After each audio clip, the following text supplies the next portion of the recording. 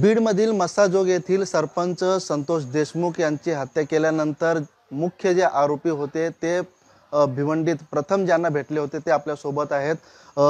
समाज कल्याण न्यासचे संस्थापक सोन्या पाटील यांचे बंधू यांना प्रथम ते भेटले होते भिवंडीमध्ये आल्यानंतर आणि या ठिकाणी त्यांचे जे गावची जी लोक आहेत त्यांची माहिती काढत होते।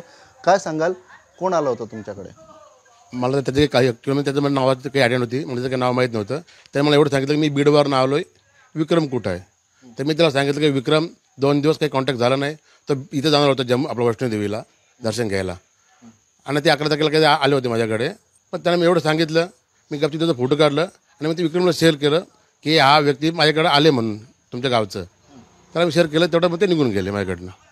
नक्की ते किती जण होते, तुमच्याकडे किती जण आले, ऑफिसमध्ये जे चौकशी करत होते, मग त्यानंतर ते काय विचारून तुमच्याकडून गेले?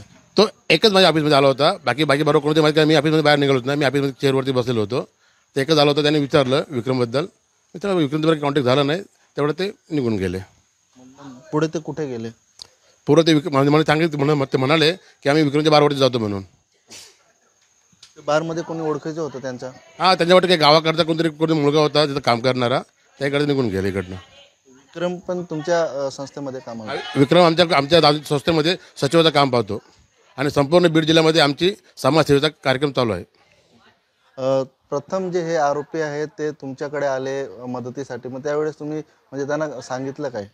मला तरी काही सांगितलं, मदतग्रमाने काही सांगितलंच नाही। आला माझ्याकडे, मला विक्रमला विचारलं आणि एवढ्यात तो निघून गेला।